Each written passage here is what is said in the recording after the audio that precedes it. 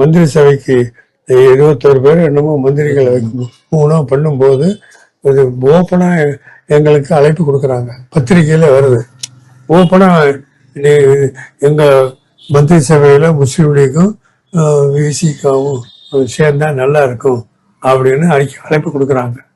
இந்த அழைப்பு சமுதாயம் முழுவதும் போகுது. நம்ம கேட்கல.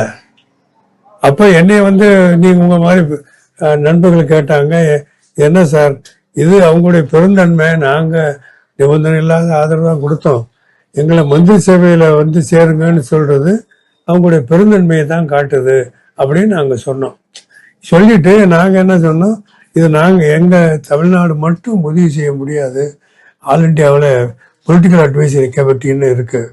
அந்த பொலிட்டிக்கல் அட்வைசரி கமிட்டிக்கு சேர்மன் கேரளா தலைவர் தங்கள் தான் தலைவர்.